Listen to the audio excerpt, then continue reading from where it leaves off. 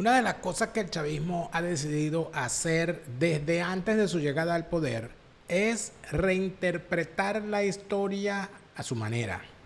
Es intentar establecer una memoria exclusiva que autojustifique, que los autovalide en su actuar del día de hoy. Para decirse revolucionarios y para decirse además más bolivarianos que los demás, tienen que decir que Bolívar era socialista. Para decir que Chávez no era un maldito traidor y golpista, tienen que ponerlo como si fuese un hijo de Bolívar. El problema es que la historia tiene límites. El problema es que una cosa es echar cuentos y otra cosa es hacer historia. El problema es que el discurso desde el poder no se puede imponer ni a la memoria colectiva ni a la disciplina de escribir un relato con objetividad y con criterio crítico. No lo van a lograr. Pero además de eso es que quedan en evidencia.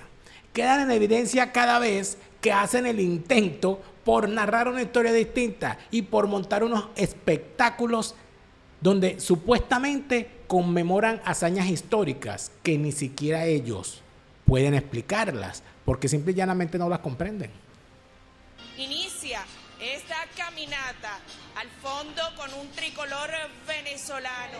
Independencia o nada, leales siempre. Traidores nunca. Desde esta victoria que sigue viva, que late en el corazón de una patria que se crece, podemos decirle a los libertadores y a las libertadoras, estamos de pie y estamos triunfantes. Hablando por televisión como si fuese Palpatine de Star Wars y disfrazado de militar. Un tipo dando clases de historia de Venezuela cuando ni siquiera nació en Venezuela, tal y como indican todas las fuentes. ¿De qué historia nos puede hablar Nicolás Mamaloduro a estas alturas? De eso vamos a hablar hoy en Fuera de Orden. Fuera de orden va a comenzar con Daniel Lara Farías. Yo sé que te duele que te lo diga, pero lo siento, mira, está escrito en piedra. La fase superior de la izquierda es el crimen. La fase superior de la izquierda es el crimen. La fase superior de la izquierda es el crimen. Yo lo lamento, ¿no? Bueno, pero es que la derecha... Nosotros somos sobrevivientes del socialismo del siglo XXI, de ese constructo asqueroso que es el socialismo del siglo XXI. Por lo tanto, amigo mío, vamos a dejar la comiquita. La fase superior de la izquierda es el crimen. Si los dejas entrar, no los verás salir por las buenas. Te partirán las piernas para venderte las muletas. Te romperán las piernas para venderte las muletas. Métetelo en la cabeza. Y después te expropiarán la muleta y le echarán la culpa al imperio. Le echarán la culpa al imperio yanqui. Le echarán la culpa a Morillo, a Morales. Le echarán la culpa a Antoñanzas. Le echarán la culpa a José Prudencio Padilla. Le echarán la culpa a Monteverde, a Bobe. Todos serán culpables, todos. Todo el mundo va a ser culpable, menos ellos. Ellos siempre son inocentes. Es una cosa impresionante cómo esta gente intenta por todos los medios pintarse como los únicos en el mundo que no cometen errores. No son humanos. No cometen errores. Te robarán la bolsa, la vida, la ropa, el ropero, la ceniza, el cenicero. Te robarán la historia que conociste. Te robarán al hermano Nectario María. Te robarán a Aurelio Yepes Castillo. Te robarán a Sebastián Maparrote. No, a Serafín Maparrote. Sebastián no, Serafín Maparrote. Te robarán a María La Torraca, su libro de inglés.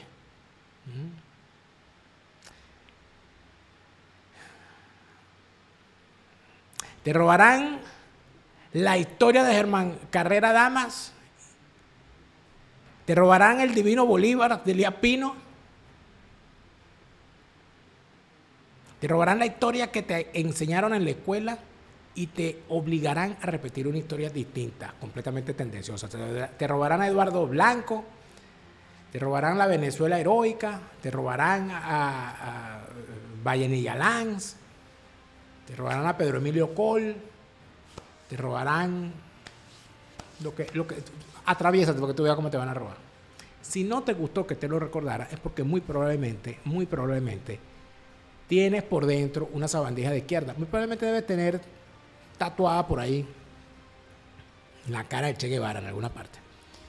Muy probablemente te pones a llorar. Si no te gusta que te digan que la fase superior de la izquierda es el crimen, muy probablemente te pones a llorar escuchando las canciones de Ali Primera, ¿verdad? Tú eres de los que pones Dispersos de Ali Primera y la cantas a todo pulmón, ¿verdad? Yo creo. ¿Cuál es la otra que le encantaba a los comunistas? Dispersos, ¿no? Tania la guerrillera, huye. Y la de Ruperto. No, seguro que tú eres de los que pone, de los que llora escuchando al Unicornio Azul de Silvio Rodríguez. Tienes toda la pinta. Y eres de los que cantaba con Pablo Milanés, Yo me quedo. Que cuando Pablo Milanés cantaba Yo me quedo y cuando vio la puerta abierta se fue. Así son, amigos, así son. Esta gente quiere reescribir la historia y quieren pintar de glorias a un ejército que de lo que está impregnado es de cocaína. En Venezuela ya no hay fuerzas armadas, en Venezuela hay cartel de los soles. Y además de eso, mientras los generales están traficando con droga, mientras los oficiales están traficando gasolina y otras cosas en la frontera y matraqueando a los ciudadanos de a pie, a los ciudadanos de bien en las gasolineras, ¿qué están haciendo los soldados? El video que se ha dado a conocer en estos días donde vemos a un soldado de la patria, a un soldado socialista. Miren, este señor viendo para los lados, esperando que se descuiden, y allí empieza a agarrar, mira, ahí agarró 2 champús anticaspa, agarra su bolsita y se mete sus 2 champús ahí. A ver, agarró un desinfectante, ¿qué? Otro champú. Coño, pero cuánta caspa hay en ese cuartel. Está el bicho, mira. Lleva como 6 champús ahí en caspa. Hay mucha caspa en ese cuartel, soldado. Pulso. Ahí está el tipo, mira, metiéndolo en el bolso. Esa es la fuerza armada que dice ser socialista, antiimperialista, chavista. Leales siempre, traidores nunca, ladrones siempre y con capa nunca, porque el tipo se lleva ahí un poco de champú anticapa. Esa es la fuerza armada de Chávez. Esa es la fuerza armada del chavismo. Y seguimos.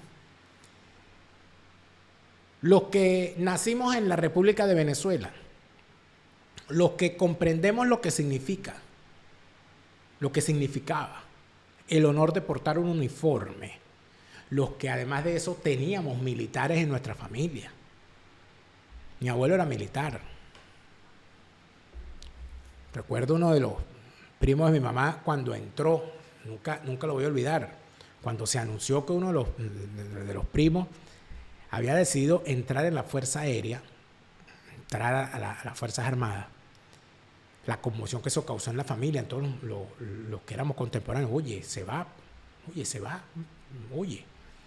Y recuerdo cuando entró, pasó el proceso de selección y entra, y tenía que pasar, como que era 3 meses de formación sin visitas. Creo que así era la cosa. Y pasó sus 3 meses de formación sin visitas, y a los 3 meses la familia alquiló un autobús. Miren ustedes los tiempos de lo que estoy hablando. Alquilamos un autobús para ir a ver a mi primo allá en Maracay, a irlo a visitar. Llevamos comida para pasar el día allá con él, toda la familia, llevábamos comida. Estoy hablando, eso fue hace más de 30 años. Yo era un niño. Y bueno, llevábamos comida, tal. Bueno, pasamos el día allá. Yo recuerdo, oye, la sensación hasta de orgullo real que yo sentí cuando veo a mi primo uniformado, de cadete, ¿vale? Y con sus compañeros y todos esos cadetes formados. El orgullo que uno sentía sin ser familia de esos cadetes a los cuales uno veía en La Guaira cuando salían de la escuela naval en la meseta de Mamo a agarrar el autobús allí para subir a Caracas. Cuando uno veía a los grumetes de la escuela de Grumete, cuando uno veía a los infantes de Marina, del batallón de infantería de Marina del batallón Simón Bolívar de La Guaira, cuando uno veía a los guardias nacionales del Comando de Vigilancia Costera y del destacamento 58 y destacamento 53 de la Guardia Nacional, en Vargas, cuando uno veía un soldado venezolano con su uniforme, cuando uno veía un militar venezolano, uno sentía, mira, ahí va como decía mi abuelo, ahí va un vergatario. Los niños de mi generación, muy por el contrario, de aburrirse o molestarse, el 24 de junio y el 5 de julio, día como hoy, en el que se conmemora la independencia de Venezuela o la firma del acta de la independencia de Venezuela, que más que sellar la suerte de la independencia, marcó el camino a la guerra de independencia. Cuando los niños de mi generación esperábamos el 24 de junio y el 5 de julio para ver el desfile que se transmitía en cadena nacional, uno estaba pendiente. Los que no éramos de Caracas, muchos de los que eran de Caracas le peleaban a sus padres porque querían ir al Paseo de los Próceres el 5 de julio a ver el desfile. Los que eran de Carabobo tenían como tradición ir al campo de Carabobo a ver el desfile. Se hizo tradición en una época, además, cuando llega Enrique Salas Romer, fue uno de los que, creo que fue uno de los que más promovió esa idea. Cuando Enrique Salas Romer llega a gobernador del estado Carabobo, él inventó, no sé si lo inventó su gestión, pero sí recuerdo que lo promovió mucho, hacer una cabalgata del 23 de junio al 24 de junio hacia, por la ruta por donde bajaron los lanceros de Páez, por la Pica de la Mona. Uno esperaba 3 momentos del desfile militar cuando uno lo veía por televisión. Uno esperaba el momento en que salían los favoritos, ¿no?, de la chiquillería. Los cadetes, porque uno veía el paso de los cadetes levantando aquella pierna y uno decía, con aquel penacho, uno decía, oye, qué cosa. Los otros eran los paracaidistas, con su grito paracaidista. Ese momento uno esperaba ese momento. Y el momento de los cazadores, del batallón de cazadores. Esos eran los grandes momentos. Por supuesto, cuando había el espectáculo aéreo, cuando había paracaidistas lanzándose, todo, o sea, uno esperaba esos momentos. Hoy en día, ¿qué es un desfile militar? Para empezar, antes, amigos, para que ustedes sepan, a pesar de que algunas normas de vestimenta, algunos códigos de vestimenta me parece que están fuera de lugar, como por ejemplo que no puede ir en escote a sacarte la cédula, por decir una estupidez. Pero antes no te dejaban entrar al Panteón Nacional si no estabas correctamente vestido, hombre con paltó y corbata, con traje y corbata, y mujeres con traje apropiado.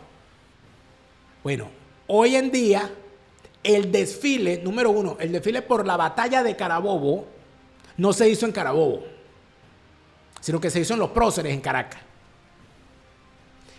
No fue el comandante en jefe de las Fuerzas Armadas supuesto, que ni siquiera nació en Venezuela, que es Nicolás Mamaduro. Y fíjense la forma como entran quienes encabezan el desfile. No le pierdan pisada. A cómo entran, a la vestimenta, a la presencia y a la narración. Como bien indicaba, en compañía del alto mando militar político de Venezuela, en este contexto histórico que se desarrolla desde las instalaciones del Paseo Los Próceres, inicia esta caminata al fondo con un tricolor venezolano que representa la gesta histórica que forma parte de este hecho que en unión cívico-militar sigue latiendo en el alma de la República Bolivariana de Venezuela. Recordar la batalla de Carabobo no solo resulta una muestra de independencia para los venezolanos, sino que además también encarna este espíritu cívico-militar que hoy se refleja en Venezuela y que sigue latiendo en el alma de la República Bolivariana de Venezuela. Allí ven ustedes cómo entran encabezando el desfile unos desarrapados dirigentes que no fueron siquiera capaces de vestirse de forma adecuada, sino que entran con todo el irrespeto. Y además de eso, la propia tropa es una masa de desarrapados, de indigentes con una bandera. ¿Dónde están las armas de la República? Bueno, había más banderas que armas, porque en el desfile se supone que cada oficial militar que porta las armas de la República va en efecto a hacer muestra de que tiene las armas en su poder y que es garantía de la soberanía del país, que descansa, se supone que entre otras cosas, sobre las armas de la República. Pero no, aquí había un poco de gente ahí que yo recuerdo lo que significaba ir a un desfile. La forma como que hasta las veces que a mí me tocó desfilar como estudiante en el día de Vargas, uno tenía que guardar una compostura y todo aquello. No, esta gente no, es que los desfiles escolares tenían más prestancia. Mira esta desgracia, y escuchen. Mañana seréis invicto en Carabobo, todo un pueblo así lo sintió en aquel momento en las palabras de el libertador que daba esta premonición. Todo un pueblo en unión cívico-militar se sumó para derrotar al enemigo realista de la corona española. Hoy, nuestra unidad monolítica con el método táctico de resistencia revolucionaria garantiza la soberanía, la independencia legada por nuestros padres libertadores y enfrenta al enemigo histórico del occidente global. El enemigo histórico del occidente global. Quisiera yo saber, y si Venezuela tiene como enemigo histórico al occidente global, nosotros somos el oriente antiglobal. O sea, ¿de qué universo formamos parte los venezolanos? ¿De qué universo forma parte Venezuela? Quisiera yo saber. Por supuesto que esta narradora, que probablemente está fumada, le pusieron allá a leer una cantidad de estupideces que escribió algún iluminado. Uno de esos que llamarían un emprendedor de la memoria. Y es un término real. Los emprendedores de la memoria. Bueno, los emprendedores de la memoria son, se han catalogado así en la historia, en la disciplina de la historia, por algunos expertos de la materia, que establecen que los emprendedores de la memoria son aquellos personajes que, siendo excombatientes, guerrilleros, intelectuales, al servicio de una agenda partidista, tal, adquieren tal nivel de difusión, ¿no?, y de autoritas dentro de la sociedad, dentro de la opinión pública, que son capaces de decidir en qué historia va a creer la gente. Entonces, son emprendedores de la memoria. O sea, ellos deciden montar su emprendimiento y decir, bueno, mira, esta es la historia que está, y la salen a vender como quien sale a vender mondongo a un dólar en la calle. Estos son unos mondongueros de la historia. No hay otra forma de llamarlo. Eso que yo siempre le digo a la gente, mira, hay que leer a la gente que sabe de historia. Uno de mis libros favoritos de historia es el libro, lo he dicho en varias ocasiones, no me está pagando publicidad. Lo digo porque de verdad me parece uno de los libros más importantes que se ha escrito en los últimos tiempos sobre la historia de Venezuela. Este libro se llama La historia oculta de la independencia de Venezuela. Mira cómo lo tengo. La historia oculta de la independencia de Venezuela, y su autor es Francisco Alfaro Pareja. Francisco Alfaro Pareja hizo esta extraordinaria obra, y yo siempre me detengo cuando veo a algún emprendedor de la memoria como estos, indigentes de la vida, indigentes del pensamiento, haciendo afirmaciones. Entonces, para empezar, es el tema de contar la historia y de imponer algo que no es otra cosa que una memoria exclusiva. Es decir, lo que ellos necesitan decir para validarse, no con la disciplina y la autocrítica que se requiere para que un relato sea objetivo y veraz. No. Veracidad, cosas que no nos cuentan en la escuela. Atención. Esta es la página 154 del libro La historia oculta de la independencia de Venezuela, de Francisco Alfaro Pareja. Te lo estoy deteniendo con el marcalibros que me dio la gente de Alelup a mano. Síganos en Instagram. Atención. Página 154. Se llama Las negociaciones de paz en el marco de la batalla de Carabobo de 1821 y la toma patriota de Caracas. El 24 de junio de 1821 se produjo una de las regulaciones violentas definitorias del conflicto por la independencia de Venezuela. El ejército patriota, ya que es donde me quiero detener, compuesto por aproximadamente 6.500 hombres, se enfrentaba al ejército realista de De la Torre, compuesto por entre 4.000 y 5.000 soldados. Es decir, el bando del ejército patriota superaba en aproximadamente 1.500 hombres a el bando que defendía, el bando realista, que tenía entre 4.000 y 5.000 soldados. Y aquí está el dato. De estos 4.000 y 5.000 soldados, un 50% eran venezolanos. Es decir,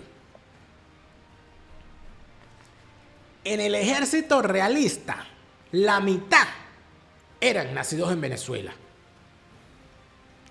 Por razones como esta, y muy probablemente en el ejército patriota, había más de uno nacido en España. ¿Qué ejemplos hay? Pero el punto es el siguiente.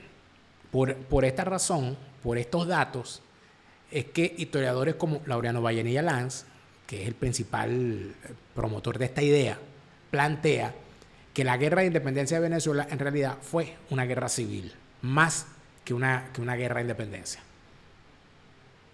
Si leemos la historia, no nos caen embustes. Y no nos caen embustes como el que cayeron a este pobre muchacho, al que vamos a escuchar a continuación, para que nos demos cuenta de el tamaño de la barbaridad que se está cometiendo con la juventud venezolana y con las Fuerzas Armadas venezolanas. Escuchen esta cantidad de bolserías.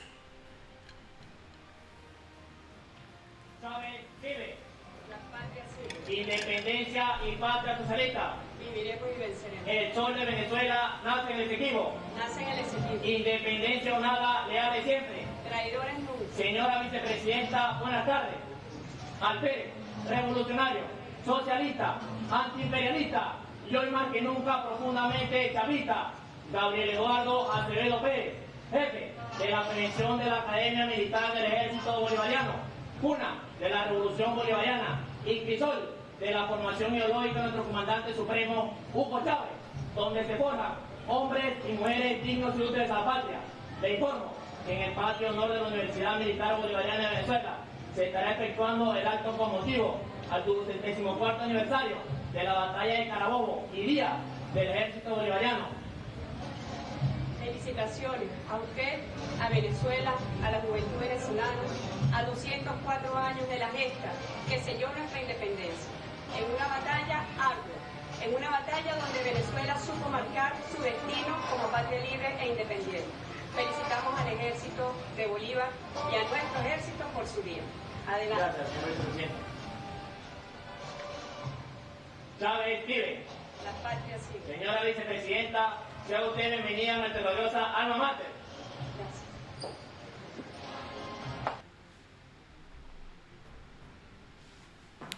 Ahí tienen a Delcy Rodríguez y escucharon ustedes todo lo que dijo. No me voy a detener en las características de Delcy Rodríguez el día de hoy porque pobrecita, ¿verdad? O sea, ya para qué, o sea, ya estamos cansados de eso. Pero lo que sí hay que decir es lo siguiente, amigo mío.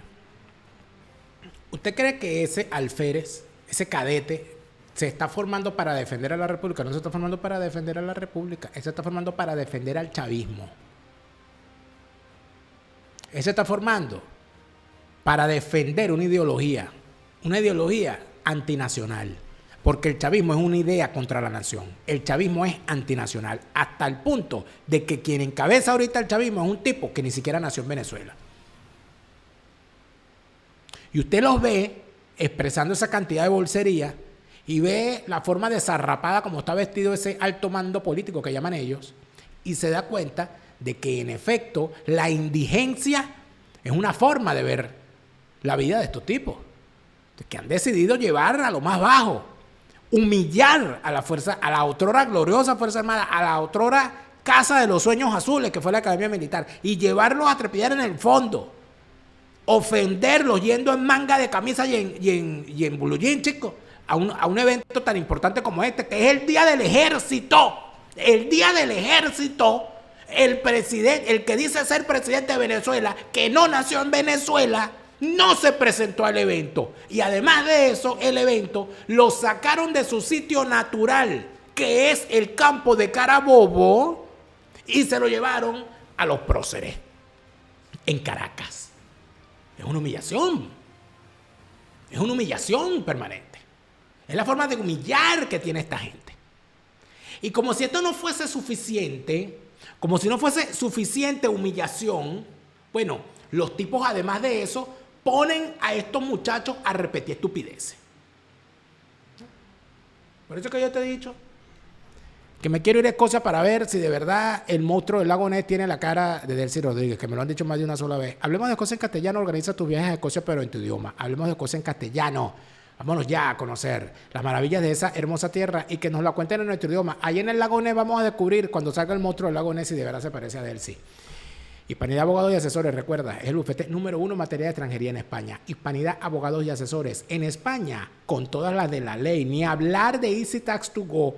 Easy Tax to Go está formando a la generación, a la próxima generación de hispanos preparadores de impuestos en los Estados Unidos. La cultura impositiva tiene una manera de ser, además, una carrera lucrativa. Fórmate con la gente de Easy Tax to Go y monta tu propio negocio en el área de la preparación de impuestos bajo la marca de Easy Tax to Go, que te va a formar con todo lo que necesitas saber y certificarte, además, con el conocimiento y la calidad que te ofrece Easy Tax to Go, con su analista estrella Merángel Lanten y el muchacho de la película Leonardo García. Mira, el doctor Ricardo Pérez vuelve a recordarte.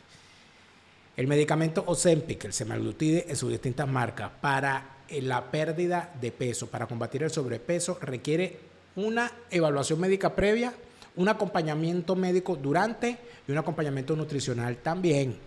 Todas esas cosas las puedes lograr con el doctor Ricardo Pérez. Comunícate con él. Donde quiera que te encuentres, el doctor Ricardo Pérez puede ayudarte. El doctor Ricardo Pérez está allí para ti donde quiera que lo necesites. Y lo que necesitamos donde quiera que estemos en cualquier parte del mundo es serenidad. Nosotros, los venezolanos, que tenemos familia en Venezuela, queremos tener la serenidad de saber que al momento en que ocurra lo que dicen las abuelas, que para morirse lo que hay es que estar vivo, que esa es la ley de la vida, no tengamos que andar corriendo para pagar un velorio, amigo. Eso no se lo deseo yo a nadie. Por eso es que la previsión funeraria es lo importante. Por eso es que la serenidad que me da Serenimax es lo que me ayuda y lo que me lleva a decirte a ti que te encuentras fuera de Venezuela y que quieres tener la misma serenidad, que con Serenimax y sus programas de previsión funeraria puedes quitarte de encima ese problema. Serenimax es previsión funeraria, la serenidad te la da Serenimax.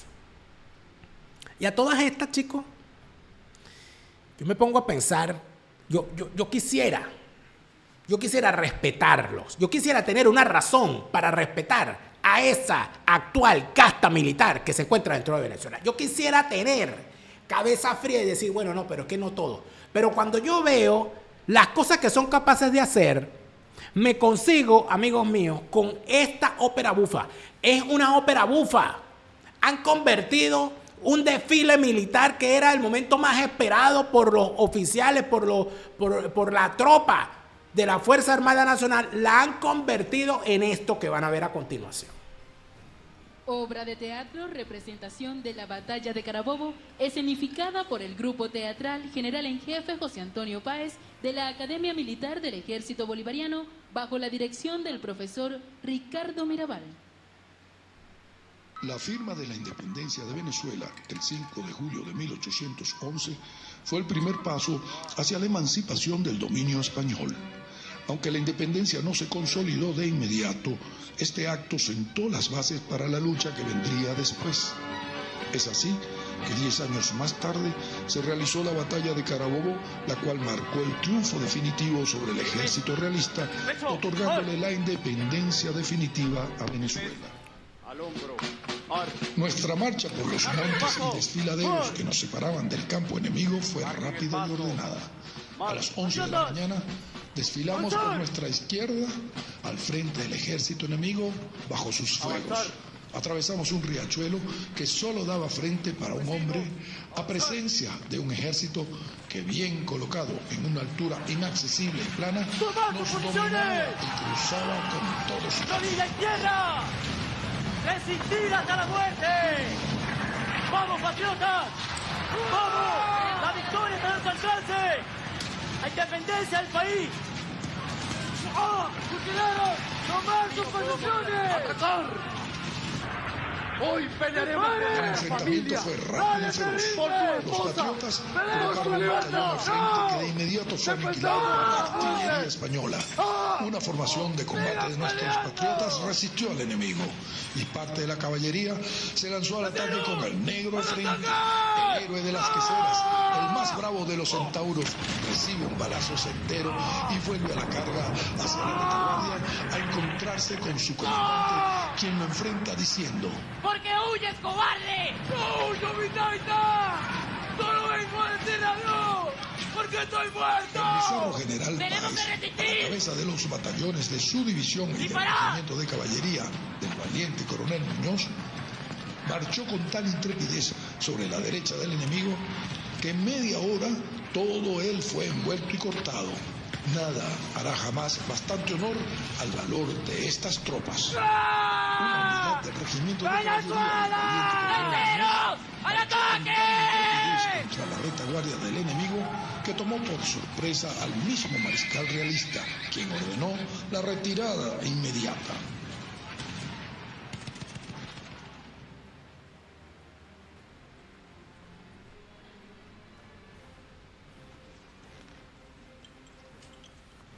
¡La victoria es nuestra!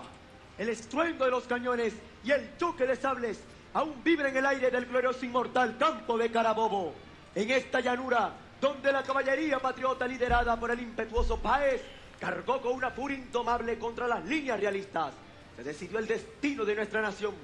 Hoy rendimos homenaje a todos los caídos en esta gloriosa jornada, recordando especialmente el coraje de Cedeño, Ferriar y Plaza, cuya entrega ha allanado el camino hacia la libertad. Su memoria vivirá en cada paso hacia una Venezuela libre y soberana. Hoy honramos su sacrificio y el de todos nuestros héroes, caminando con ellos a través del glorioso e inmortal campo de Carabobo. Este campo de batalla, ahora silente, es testigo del sacrificio de héroes cuyo valor jamás será olvidado. ¡Viva los patriotas bolivarianos! ¡Viva nuestro antepasado! ¡Viva la grandeza de nuestra sangre patriota! Somos los mismos hijos del Pantano de Vargas, Boyacá, Carabobo, Pichincha, Junín, Ayacucho y el sitio del Callao. Somos los hijos de las dificultades, pueblo de guerreros. Tierra de libertadores, de hombres y mujeres nacidos aquí en esta tierra, bajo este mismo sol, y llevan en sí la sangre caribe. Y hoy siguen en una lucha con una revolución antiimperialista. ¡Antiimperialista! ¡Bolívar! ¿Dónde estás? Dime tú, capitán, que al sur llevas el alba, brigadier de las rosas, guardián de cementeras, comandante del fuego, de la chispa, del trueno, general de los pueblos, soldado de los hombres. Dime tú, conductor de sueños y de soles, si estás viva, si brilla, si canta hacia la vida la espiga que tu pueblo sembrara en Carabobo. ¡Presente por la historia! ¡Que viva la patria! ¡Que viva! ¡Que viva nuestro legado histórico! ¡Que viva! ¡Chávez vive! ¡La patria sigue! ¡Independencia y patria socialista! ¡Vivemos de deseos! ¡El sol de Venezuela nace en el Esequibo! ¡Nace en el Esequibo! ¡Independencia o nada! ¡Dale siempre! ¡Que no nunca!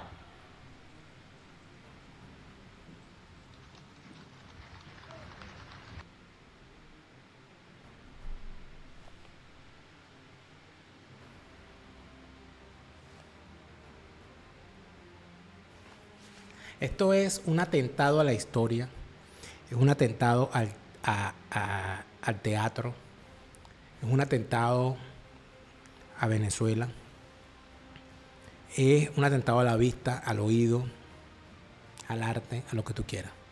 Yo quiero pedirle perdón a toda a todos aquellos que se sienten parte de la comunidad teatral venezolana, que es una comunidad bien grande y que merece respeto.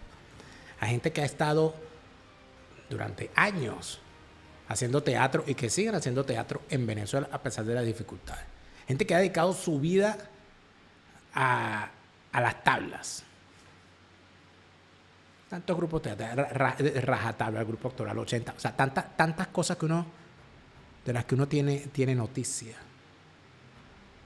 De gente que sigue haciendo teatro por ahí, en Venezuela, que sigue innovando, que sigue presentándose y que tiene muchísimo respeto, tiene que presenciar esta desgracia. Y además de eso, los que fueron militares formados en un ejército hecho para portar las armas de la República y defender nuestra soberanía, tener que padecer esto. Además de eso, quisiera yo saber qué coño tiene que ver Chávez con la batalla de Carabobo, número uno. Número dos, el propio Senado. Aquí en el campo de Carabobo, no estás en el campo de Carabobo, estás en los próceres. Y luego la cantidad del pasticho ahí, toda la cantidad de mierda que tienen ahí estos bichos en la cabeza, es una cosa que dan ganas de poner. Es que, mira, es una cosa tan burda que no hay por dónde agarrarlo para criticarlo. No hay para dónde agarrarlo. Por cierto, la guerrera entaconada es la mejor, ¿no? La tipa que estaba al final buscando a Bolívar, pegándole gritos para dónde estaba Bolívar. Entaconada, chicos. ¿Ah? Imagínate tú, esa mujer entaconada en el campo de Carabobo. Y tú te imaginas de verdad, esto es algo que yo siempre he discutido. Usted se imagina, eso del vuelvan caras. Vengo a decirle adiós porque estoy muerto. ¿Usted de verdad cree, amigo mío, que un pobre negro como era el negro Pedro Camejo, que era un tipo que existió, del cual se tiene noticia de su existencia y todo lo demás, ¿usted cree que ese hombre iba a tener una lanza atravesada entre pecho y espalda, y entonces con la lanza atravesada entre pecho y espalda iba a empezar a ver para los lados y decir, ya va, espérate, ya va, ¿dónde está Páez? Y a caminar con la lanza atravesada. General, vengo a decirle adiós porque estoy muerto.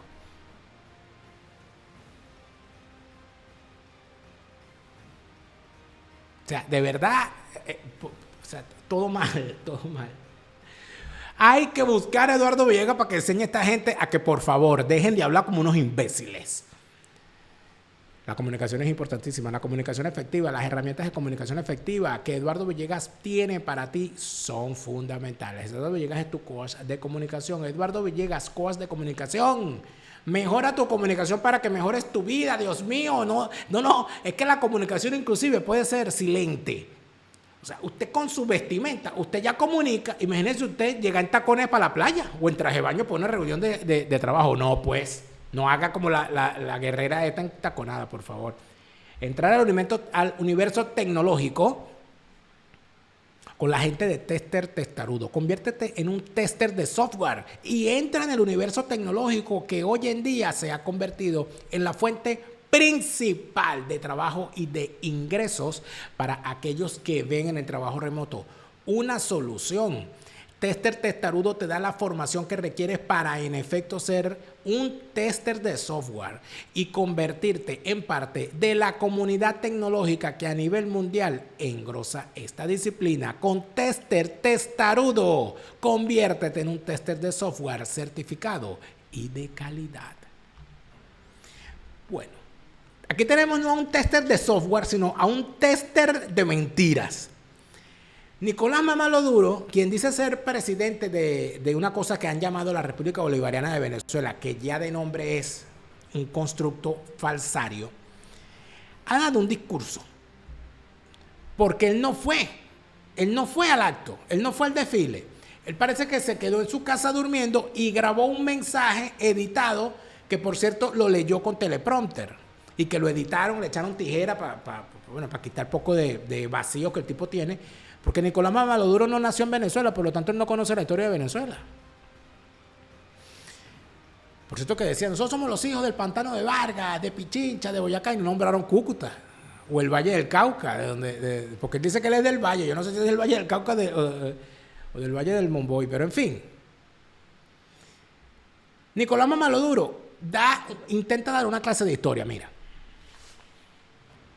En 1810, aquel 19 de abril, éramos apenas un grito de libertad, de rebeldía, de esperanza. No éramos república, no éramos Estado, no éramos pueblo, no teníamos ejército.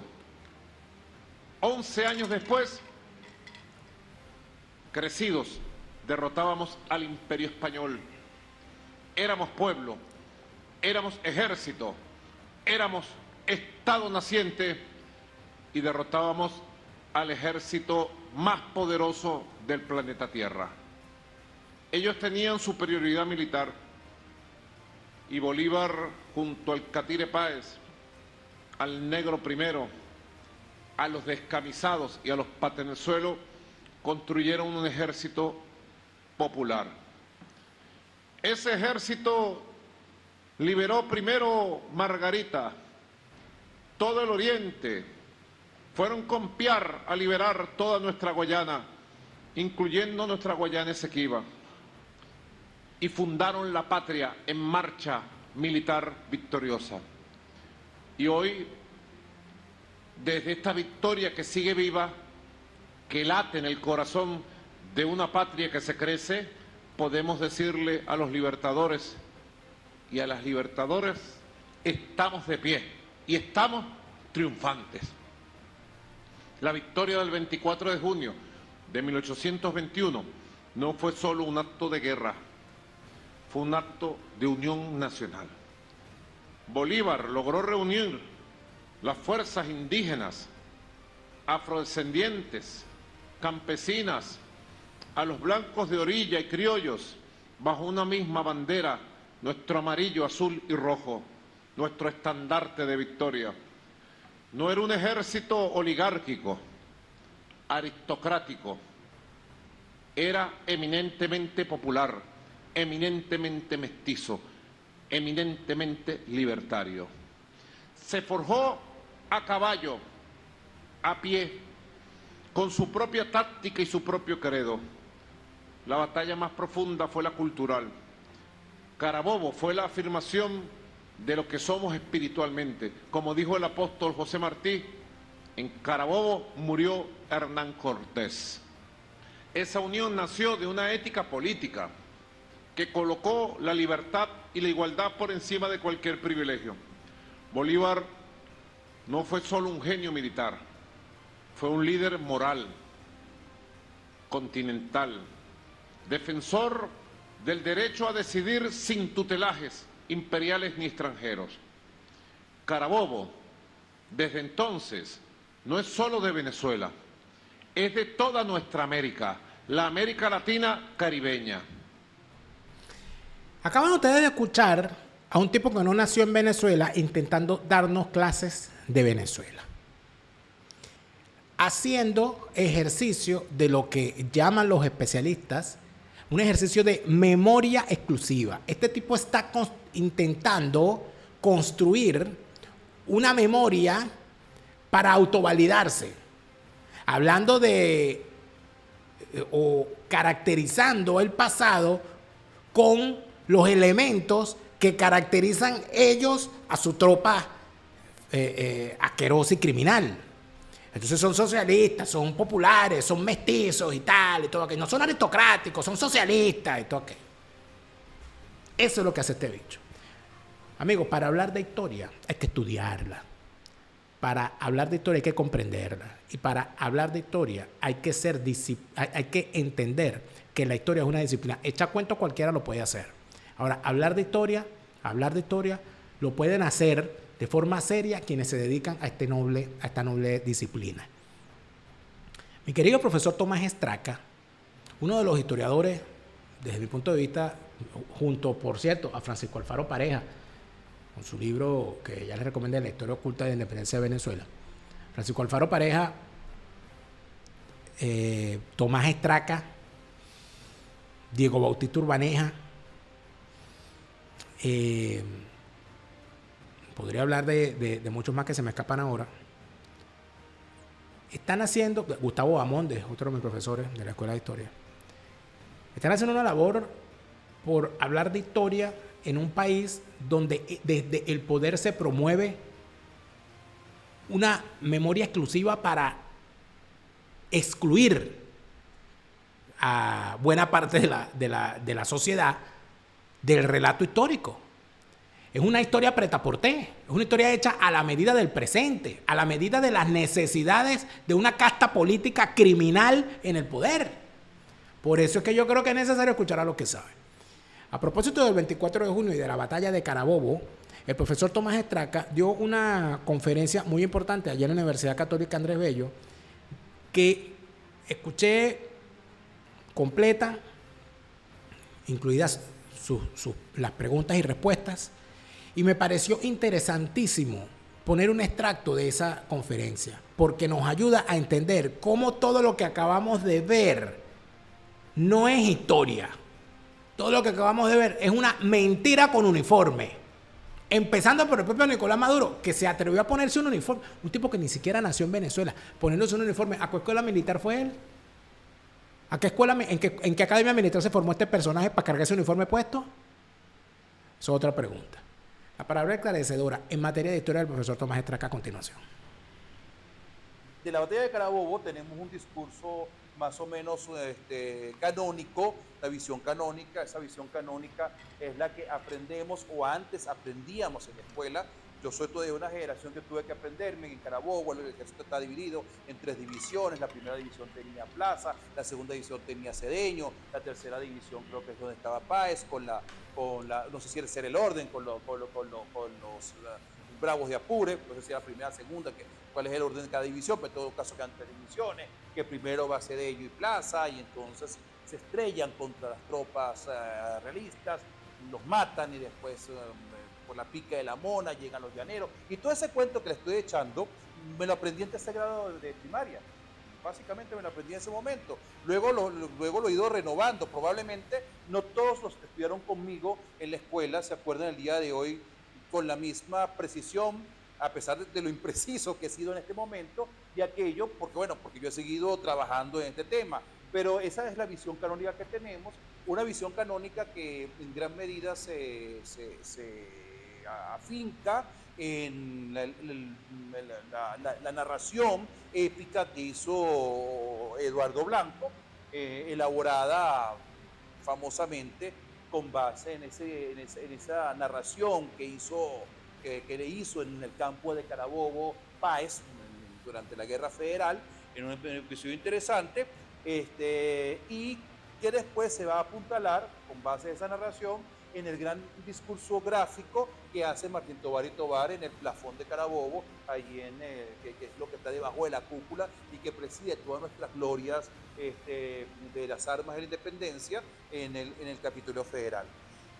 Bueno, tenemos esta visión de aquella batalla y decimos de una forma más o menos generalizadora, que una forma que despacha de manera bastante sencilla el significado de aquella batalla, diciendo que selló la independencia de Venezuela.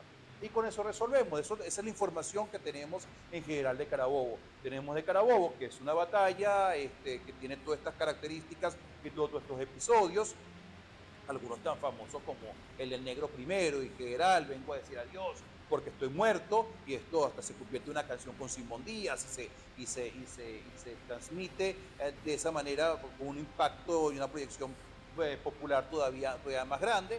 Bueno, esa batalla de la cual tenemos nosotros una idea de lo militar, según lo narró Eduardo Blanco, se hizo una tesis hace unos 10, 15 años en la Católica, una tesis de maestría sobre Carabobo, hecha con base en la documentación de los ejércitos, hecha por el doctor Gonzalo Pulido, que después se convirtió en un libro, y que arrojó una narración de la batalla bastante distinta a la que plantea Eduardo Blanco, hecha, claro, más apegada a los documentos que a lo que a la emoción. Pero en todo caso, esa batalla de la que tenemos en la cabeza, según la narró Eduardo Blanco y según la pintó Tovar y Tovar, es una batalla que respondía a circunstancias bastante más complejas que simplemente decir que selló la independencia de Venezuela.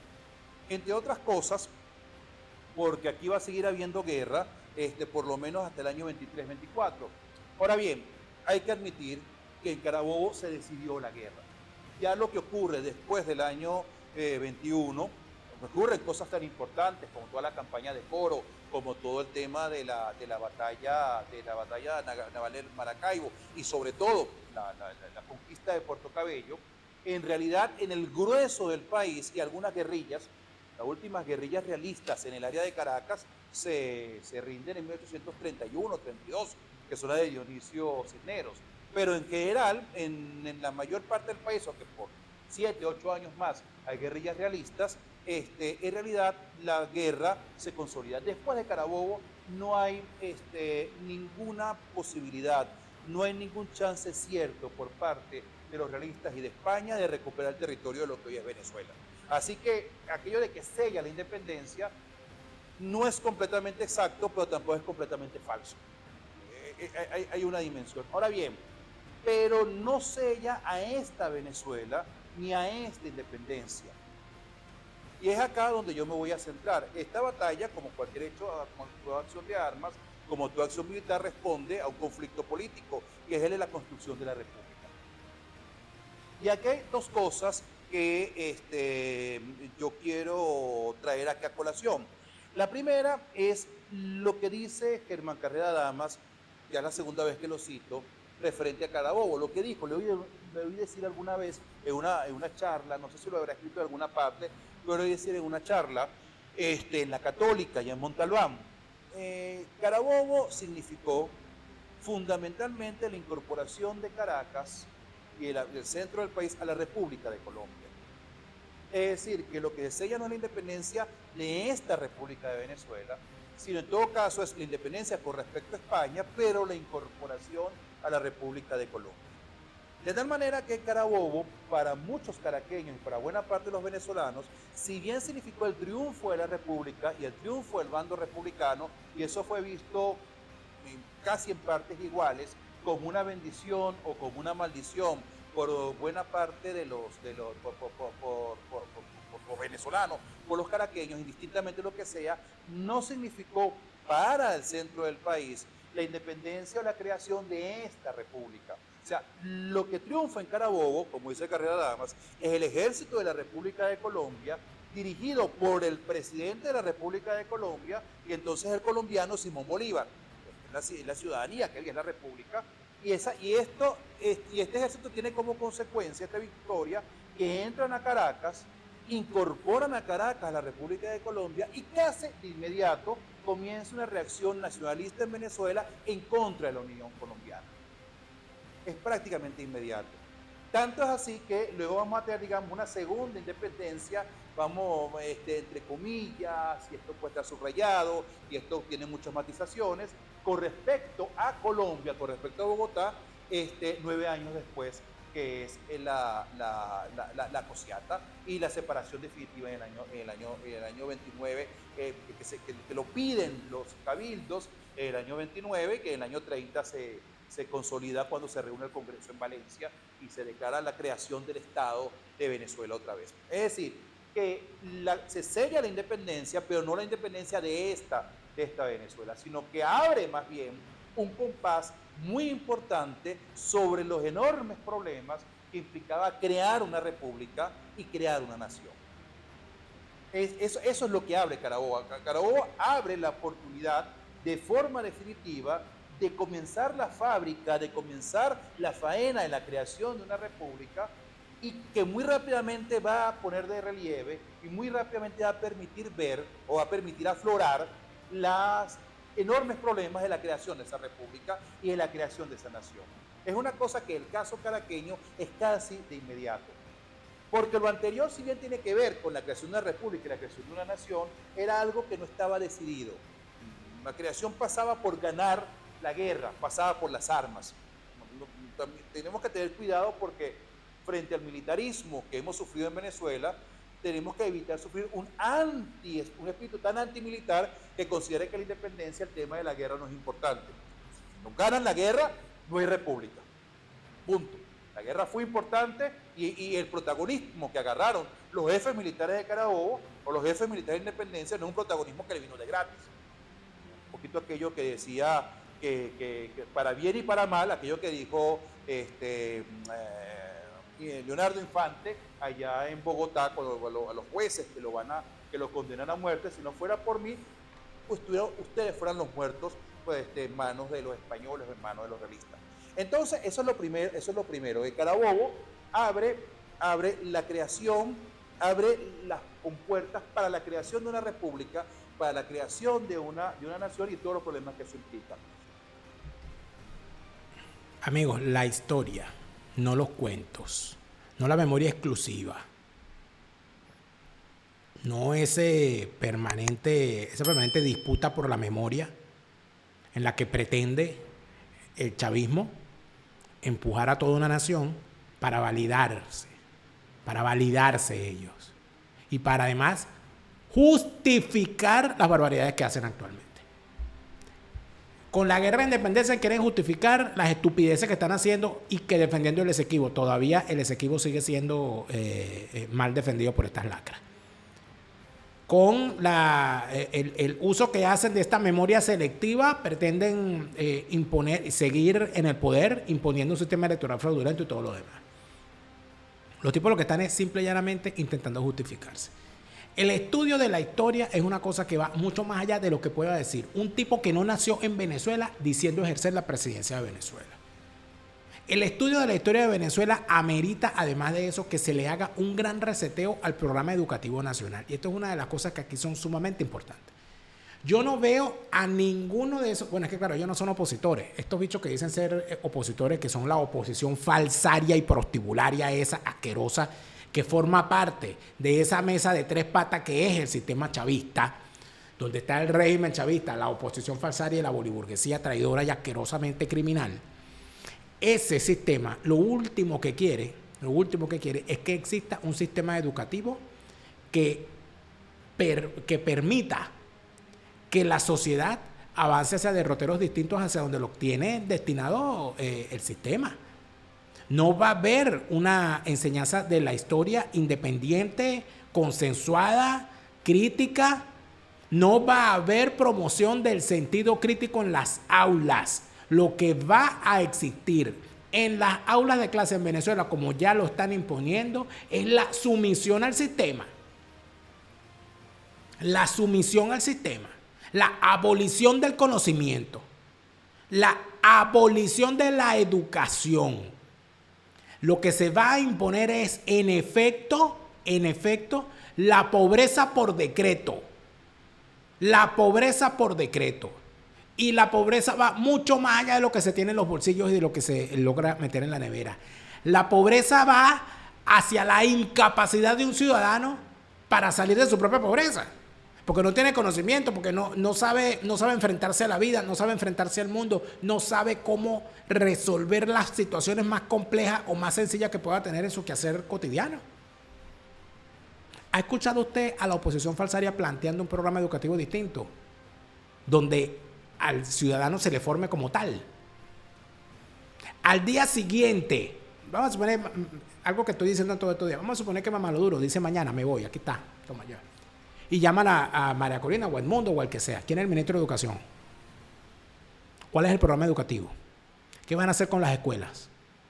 ¿Qué van a hacer con todo ese poco de docentes que son comisarios políticos del PSUV metidos en las aulas, formados durante estos 26 años para acabar con la sociedad venezolana a través de la sumisión impuesta desde las aulas de clase?